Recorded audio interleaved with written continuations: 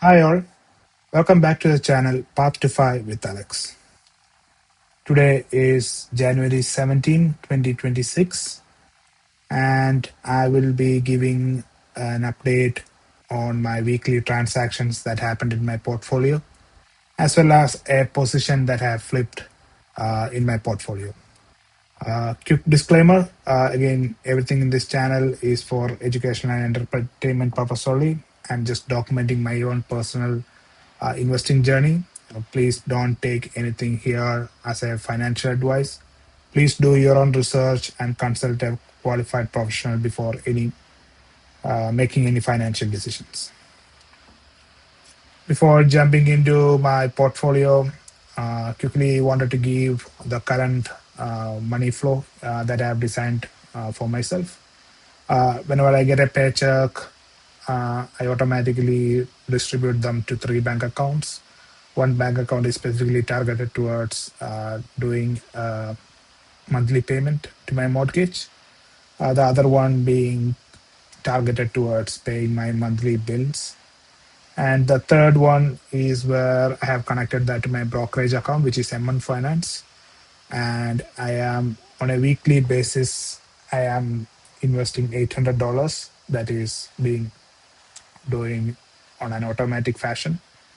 And in my portfolio, I target my allocations in a way where 60% goes towards growth, 20% goes towards value, and 20% goes to actually high yield distribution funds. Any dividends that I get from this distribution funds are being reinvested to the portfolio, and any bonus that I get from my work is also invested straight into my portfolio. Going to the projections, again, this is what I am currently working with. My financial independence number to me at this point is $1.25 million. And with my current projections, with a modest 8% return to the portfolio, I'm expecting to get there by year 2036, which is 10 years from now. I'm trying to fast track it, but I hope I will get there. But at least for 2026, I'm starting with $12,000. I'm expecting to contribute $65,000 this year. Since I am contributing $800 every week, that comes down to $41,600. And I'm expected to get at least $6,000, give or take, as bonus. We'll see how it goes. And that comes down to 24,000. Approximately, I'm expecting to invest at least $65,000 to my portfolio. And currently, my portfolio is yielding around 4% with the help of those high distribution income funds. And I'm expected to make at least $3,326. We'll see. These are my portfolio balance, assuming I reinvest my dividends. And this is where I'm expecting to end my year with. And I'm expected to make $277 on a monthly basis. I'm sure for January I'm way far off, but at least based on my projections, this is what I get. We'll see how things goes, and we will reconfigure this accordingly. Going to my portfolio, just to make sure everybody can see it. So this week, again, after all the transactions that happened, my portfolio on Friday ended on $13,647.96. Again, these are my key portfolio holdings. One key positions that I have held in my portfolio, if you have seen the last week's video, was WPay, which you see is missing from my portfolio. So I decided to step away or move away from WPay. Even though I like the fund, I didn't like the way it's moving. Just because, since if you may know, WPay is actually a diversified fund by itself, where it's a diversified combination of multiple leveraged ETFs, right? So if I look at the WPay ETFs and the top holdings, you can see it's a combination of multiple diversified ETFs by itself. You can see it has a lot of holdings. Apple, AMD, Berkshire. Again, these are all leverage funds, leveraged, 20% more leveraged. I like the concept, but the thing is, most recently, even if the market is going up, I have seen there are holdings that I don't really like, especially MSTR, Coinbase. Those actually are pulling this funds down when it comes to the NAV. Yes, it's paying really well, and I like the overall diversification concept. But the fund is not really doing much, honestly speaking, when it comes to the price performance or when it comes to the NAV. Even I believe the distribution sort of has gone down a little bit. Uh, so if I look into their distributions, we'll see, right? This week, they paid a little less compared to their earlier weeks. But it's still averaging around, it was averaging around 38 cents, 37 cents, 40 cents per share. It went down to 30 cents. So, yeah, I didn't like that. That's the main reason I stepped out. And I actually flipped that position into something that I really like. And it was on my radar for a while. And that was GOW, the same one from Roundhill.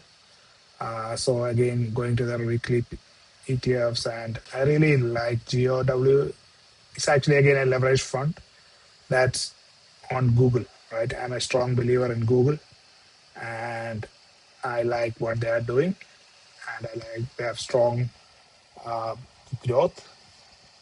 Again, going to my total returns website, even if I compare Google with the GOW, you can see the total return itself is beating Google since it's a leveraged ETF, and I like the weekly pay concept of it. So uh, again, that's why I switched it from WPay. At least I can get more growth and I can get income when it comes to the stock. So again, being a strong believer in Google, I believe that's a right move from my side. WPay, I like the overall diversification concept, but I'm a strong believer in Google, and I hope it does well. Right. So if you even look at the annual rate, the Google in 2025 gave 61% return, and GOW outperformed it. Since it's a leverage fund, it's going to outperform it by 20%. So yeah, in the bad years, of course, that's going to hit me back. But on the overall long term, I'm a strong believer in Google, and especially they are very friend when it comes to the AI innovation and quantum computing. They have businesses across the entire tech space. So I'm a strong believer in Google.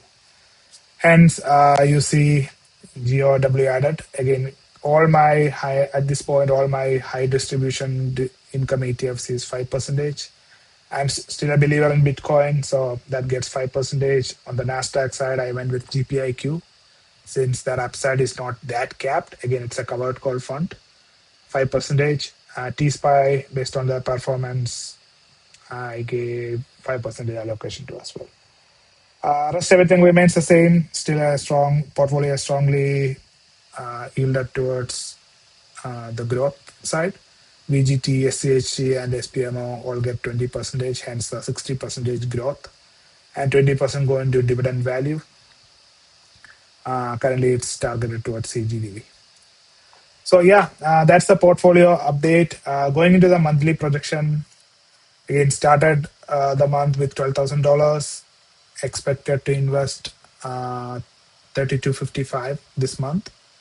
My expected portfolio balance, including those monthly growth rate, is coming to 16,277. Uh, I don't think I will get there because I'm only at 13,647.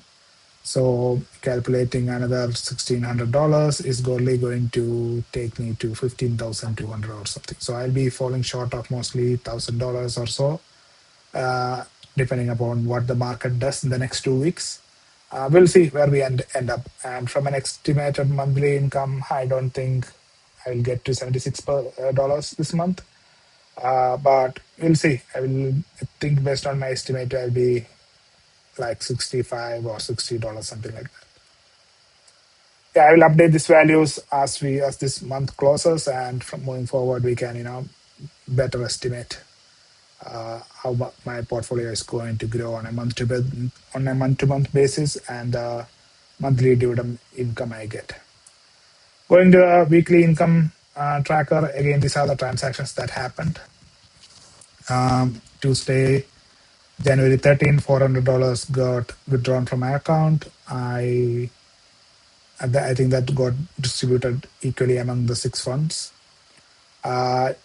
Wednesday, WPay paid their dividends. I was still holding WPay when they paid me. Again, Thursday came over, another $400 got invested. That plus the dividend income that I received from WPay got invested back, again equally distributed to 6 funds. And yesterday is when I decided to, based on the pay that I received from WPay and seeing how the fund is performing, I thought of making the switch, right? Trying to kill WPay and allocating that to Google. So that's where you see me selling WPay, and that got distributed equally to those different ETFs. And plus, I have started my position on Google as well. So this is what M1 Finance at this point projects my upcoming dividends are.